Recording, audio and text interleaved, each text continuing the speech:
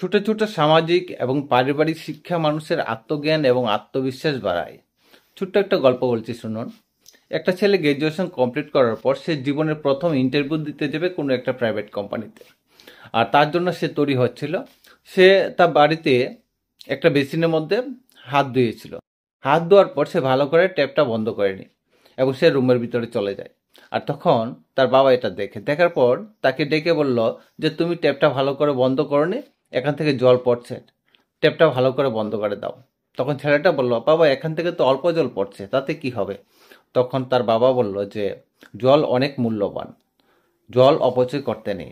তারপর ছেলেটা বলল, ঠিক আছে বাবা, আমি বন্ধ করে দিচ্ছি। তারপর ছেলেটা ট্যাপটা বন্ধ করে রুমের ভিতরে চলে যায়। তারপর সে রেডি হয়ে রুম থেকে বেরিয়ে আসে।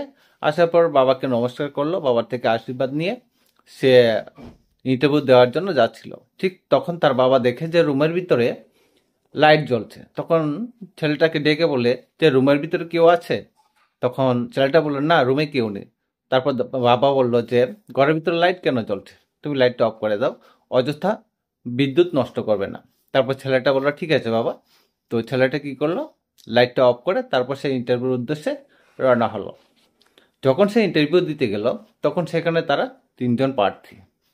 তো তাদের মধ্যে আলাপ হলো, দেখা গেল যে বাকি যে দুইজন প্রার্থী রয়েছে তাদের ডিগ্রিও খুব ভালো এবং তাদের মধ্যে কাজ করার অভিজ্ঞতাও আছে।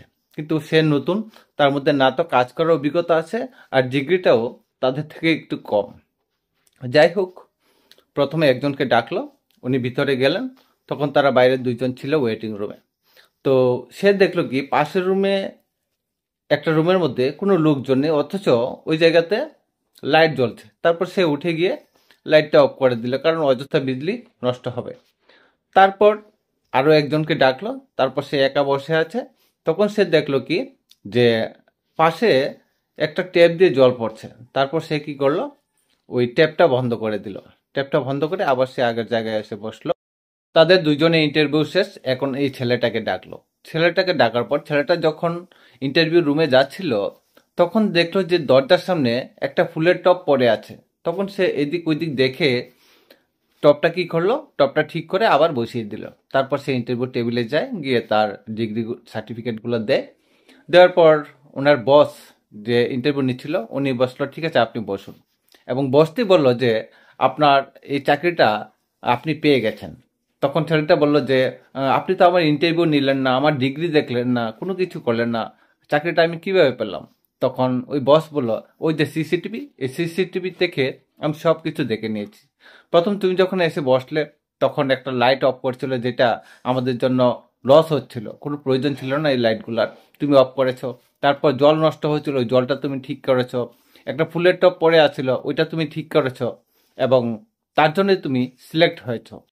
তো ডিগ্রি যেগুলা, এই ডিগ্রিটা শুধুমাত্র এই অফিসে আসার একটা মাধ্যম। কিন্তু তোমার মধ্যে যে যোগ্যতা আছে, যে শিক্ষা আছে, এই শিক্ষাটা প্রয়োজন আমার।